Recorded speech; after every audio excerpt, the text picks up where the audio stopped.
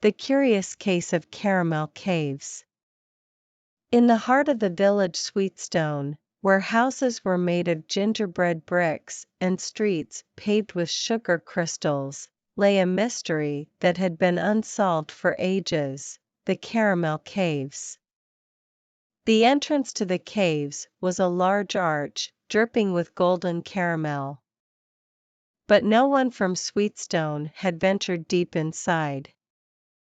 Legend said that the caves held a magical secret, but what it was, nobody knew.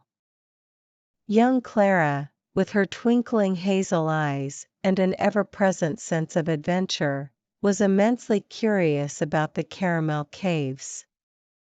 Every evening after school, she would sit near the entrance, watching the golden drips and dreaming of the wonders within. One cool morning, armed with a lantern made from glowing jelly and a map she'd drawn from her imagination, Clara decided to explore the caves. As she stepped in, the air grew cooler, and the scent of caramel became even more pronounced.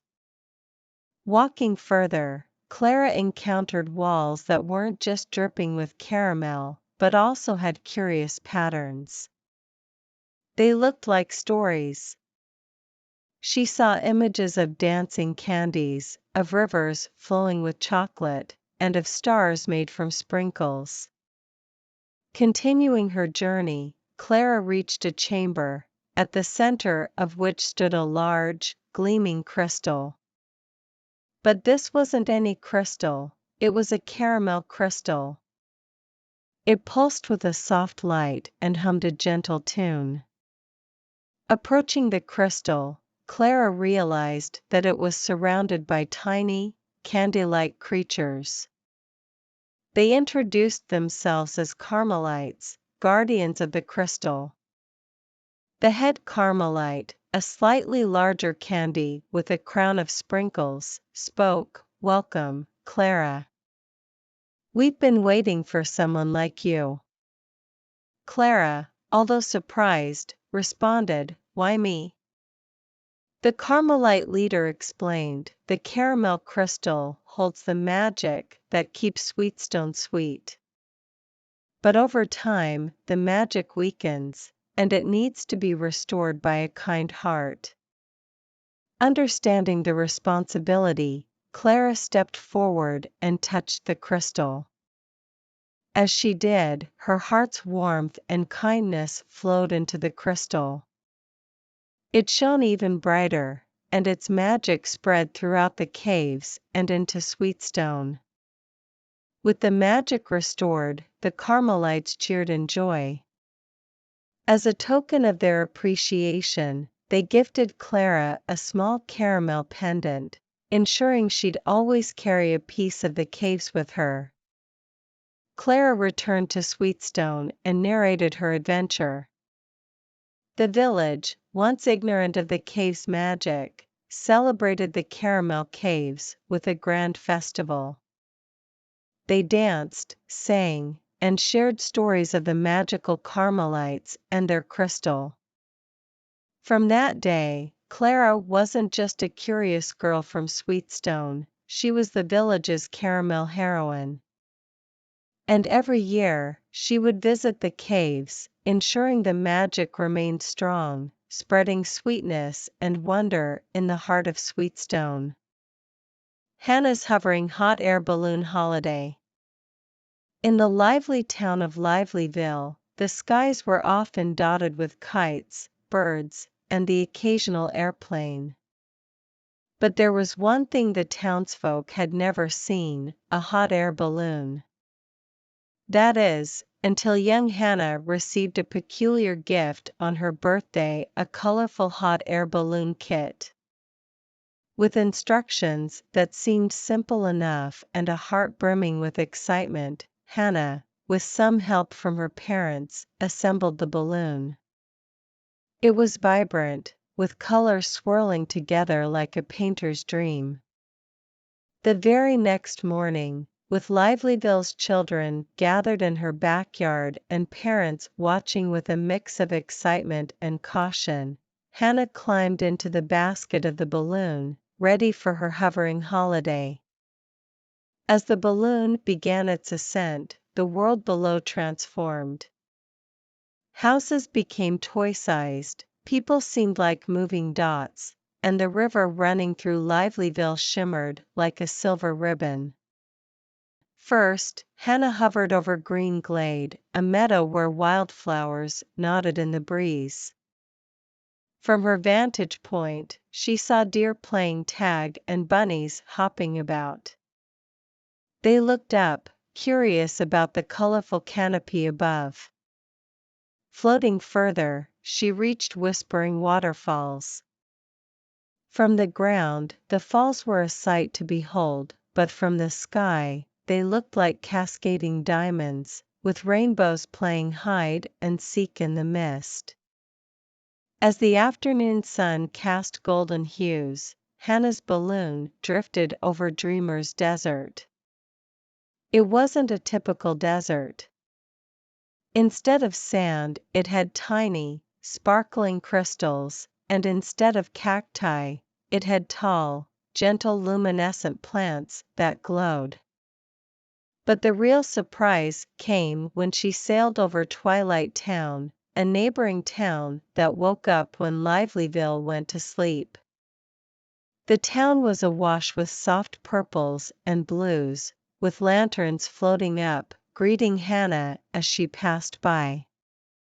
Every place she hovered over held its unique magic, and as the sun began to set, painting the canvas of the sky with shades of orange, pink, and gold, Hannah decided it was time to descend. She landed smoothly in her backyard, just in time for her birthday dinner. The entire town was there, eager to hear about her adventures. Hannah narrated her hovering holiday tales of glades and waterfalls, of glowing deserts and twilight towns. That night, as Hannah tucked herself into bed, her room wasn't just filled with birthday presents, but memories of a magical journey, of sights unseen, and of a holiday in a hovering hot air balloon. From that day on, Livelyville had a new tradition. Every child, on their 10th birthday, would receive a hot air balloon kit, ensuring adventures in the sky, tales to be told, and memories to be cherished. And Hannah? She became Livelyville's official balloon pilot, guiding kids on their hovering holidays, ensuring every journey was as magical as her very first. Sapphire skies and the sundrop surprise. In a land where horizons stretched far and wide, the skies weren't just blue, they were a brilliant shade of sapphire. This dazzling color was due to a magical phenomenon called the sundrop, which took place once every decade. Sapphire Skies was a little girl named after the unique hue of the heavens above. With hair that mirrored the colors of twilight and eyes that sparkled like stars, she was as much a part of the sky as the clouds and the winds. Sapphire was turning 10, and this year was extra special because her birthday coincided with the sundrop event.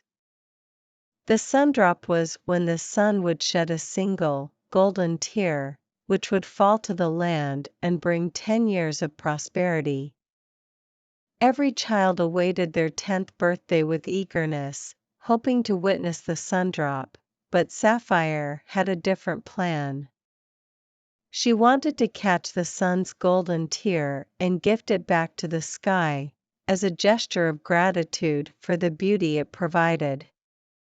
As the day approached, Sapphire prepared a delicate, crystal jar, infused with moonbeams and sealed with starlight. This jar, she believed, was worthy of holding the sun's precious tear. On the day of the sundrop, people from all over gathered, their eyes turned to the sky, waiting for the magical moment. Sapphire, however, stood at the highest cliff, her gaze fixed intently on the sun. And then, as the clock's hands met at the top, the sun blinked, releasing its golden tear. The tear glimmered and shone, reflecting the sapphire skies as it descended. With the crystal jar in hand and hope in her heart, Sapphire reached out and, to everyone's astonishment, caught the sun's tear. But instead of keeping it, Sapphire, with a gentle smile, released the golden tear back into the sky. As it ascended, the tear burst into thousands of tiny sparkles, showering the land with a shimmering glow. The sky turned even more vivid, the sapphire deepening with shades of gold, painting a canvas of gratitude and magic. The people, initially shocked, erupted in joyous celebration. The sundrop wasn't just a tear from the sun, it was a symbol of giving and gratitude.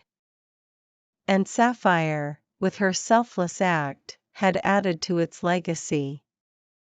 Years went by, but the tale of sapphire skies and the sundrop's surprise became timeless. Every decade, as the sun shed its golden tear, children would catch and release it, each time adding to the beauty of the sapphire skies. And in the heart of the land, beneath the ever-brilliant canopy, the legend lived on, teaching generations the joy of giving, the beauty of gratitude, and the magic that one small act can bring to the world.